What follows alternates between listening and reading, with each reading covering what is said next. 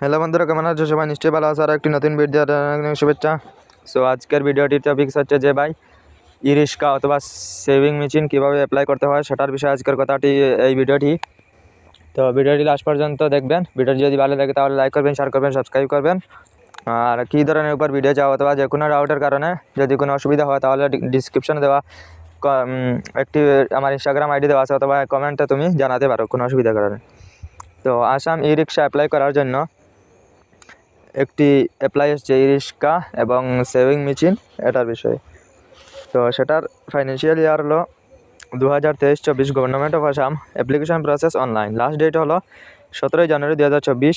এবং অ্যাপ্লাই করতে কী কী জিনিস লাগবে সেটাও আমি বলবো। আর অ্যাপ্লাই করার জন্য এডুকেশন কোয়ালিফিকেশন অর্থাৎ 5th মিনিমাম তুমি 5 পাস হতে হবে। আর এজ রেঞ্জ হলো 18 থেকে 50 বছরের ভিতরে।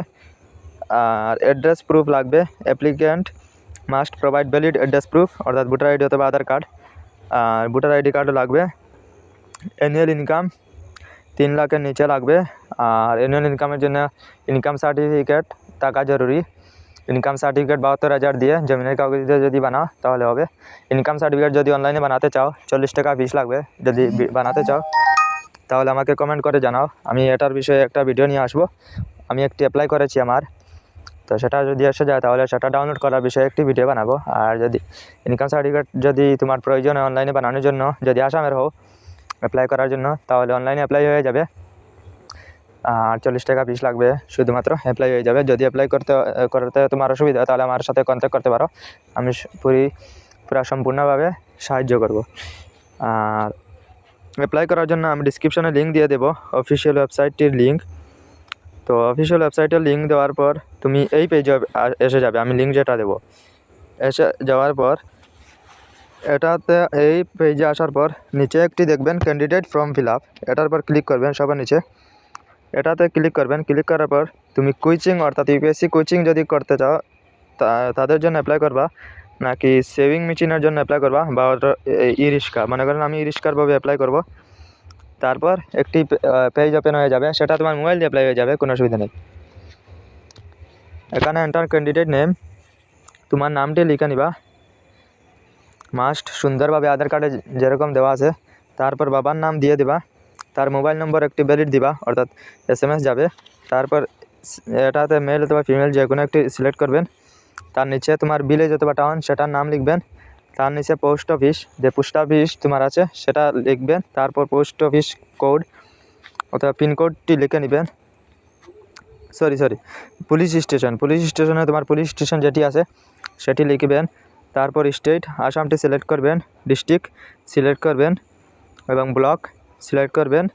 তারপর পিনকোড তোমার যেটি পিনকোড আছে সেটি সিলেক্ট করবেন, লিখবেন। তারপর ডেট অফ বার্থ লিখবেন, আধার নম্বর বসাবেন। বসানোর পর নিচে এসে যাবেন। এডুকেশন কোয়ালিফিকেশন তুমি বর্তমানে কতক্ষণ পাস করেছো, মনে করো তুমি যদি মাধ্যমিক পাস থাকো তাহলে মাধ্যমিকে দিতে পারো আর কি। নিচে হলে 5 পাস, কিন্তু এর উপরে যদি থাকো, মনে করেন আমি HSSLC অর্থাৎ হায়ার সেকেন্ডারি, সেটি লিখব। লেখার পর এমনি আদার্স কোয়ালিফিকেশন যদি তুমি কম্পিউটার পাস থাকো, কোনো কিছু থাকো তাহলে সেটাতে লিখে দিতে পারো, কোনো অসুবিধা না হলে সেটা দিতে পারো।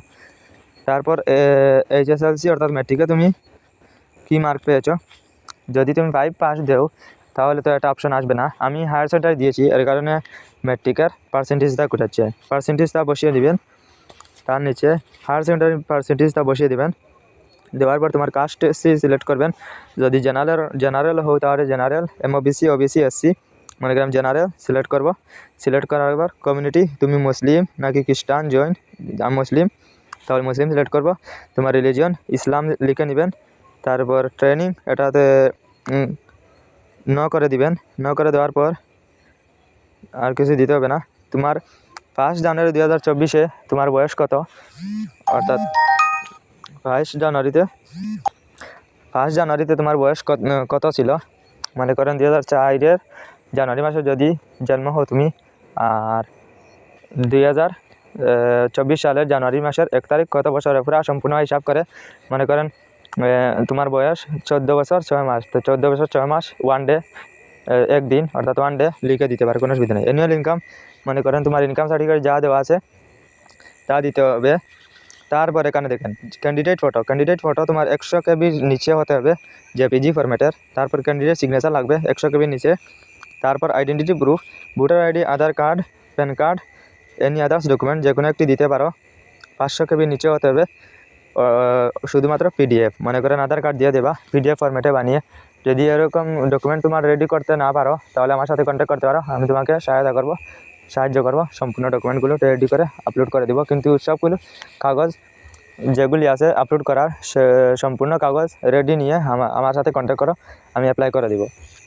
তারপর অ্যাড্রেস প্রুফ, আধার কার্ড, সেটি তোমাকে আপলোড করতে হবে 500 কেবির নিচে। স্কুল সার্টিফিকেট, তাই যেটি স্কুল সার্টিফিকেট ম্যাট্রিকের হোক, 8-এর হোক, হায়ার সেকেন্ডারি হোক, সেটি আপলোড করে দিবা। Income certificate issued from complement authority, PDF 500 কেবির নিচে, সেটা আপলোড করতে হবে। এজ প্রুফ অর্থাৎ অ্যাডমিট কার্ড HSLCর অথবা যে কোনো একটি ক্লাসের ম্যাট্রিকের বা হায়ার সেকেন্ডারি যে কোনো একটি অ্যাডমিট কার্ড আপলোড করে দিবা। দেওয়ার পর সাবমিট করে দিবা, সেটি সাবমিট হয়ে যাবে। আর যদি কোনো অসুবিধা হয় তাহলে আমার সাথে কন্ট্যাক্ট করতে পারো। দোকানে গিয়ে 100 টাকা দেওয়ার কোনো প্রয়োজন নেই, মোবাইল দিয়ে সুন্দর করে নাও। ইনকাম সার্টিফিকেট যদি থাকে তাহলে অ্যাপ্লাই করে নাও, কোনো অসুবিধা নেই। বাকি তো কাগজগুলি তোমার কাছে থাকবেই, আর ইরিশকারভাবে অ্যাপ্লাই করে নাও। আর যদি ইনকাম সার্টিফিকেট বানানোর পদ্ধতিতে জানতে চাও তাহলে কমেন্ট করে বলো, আমি ইনকাম সার্টিফিকেটের উপর একটি ভিডিও নিয়ে আসবো। আজকের ভিডিওটি ততখানি। ভিডিওটি দেখার জন্য ধন্যবাদ, থ্যাংক ইউ।